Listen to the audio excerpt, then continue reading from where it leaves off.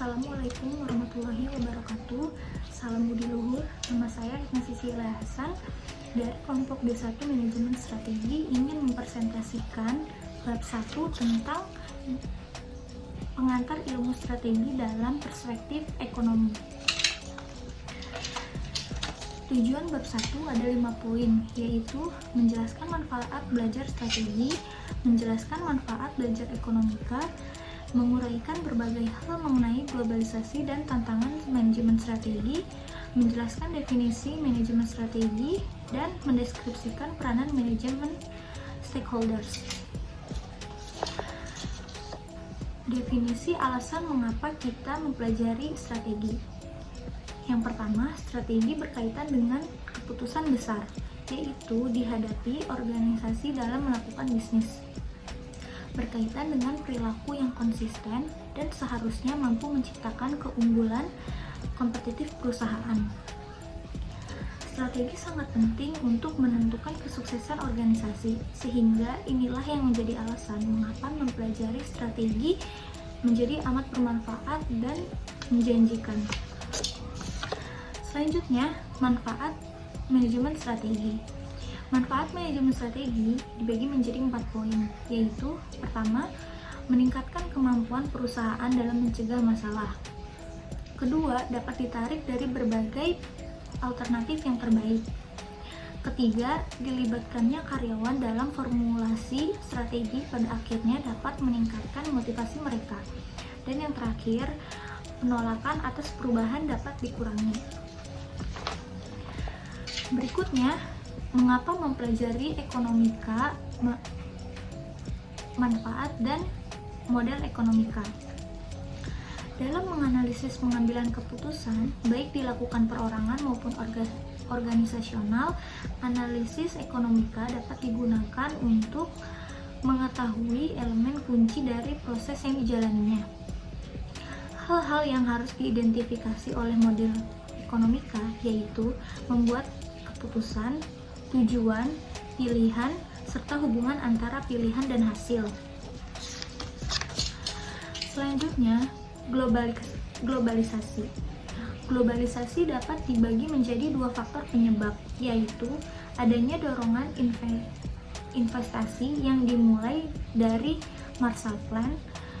Kedua, GATT, General Agreement of Tariffs and Trade, merupakan penarik utama di sisi permintaan. Masih tentang globalisasi, selanjutnya kita akan membahas tentang kecenderungan yang mendukung globalisasi. Pertama, aliran dana dan modal semakin mudah menembus batas negara.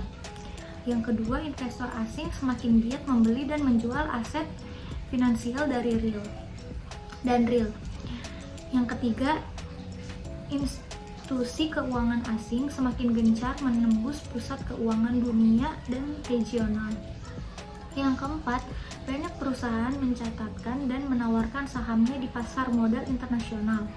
Dan yang kelima, liberalisasi dan deregulasi sektor finansial. Lalu dilanjutkan dengan dimensi globalisasi. Terjadinya pergeseran kekuatan ekonomi global memunculkan 3 megamarket ekonomi dunia, yaitu MEE, Amerika Utara, dan Asia Timur dan Tenggara.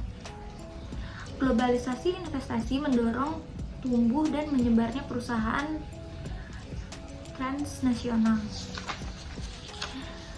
Selanjutnya yaitu definisi manajemen strategi.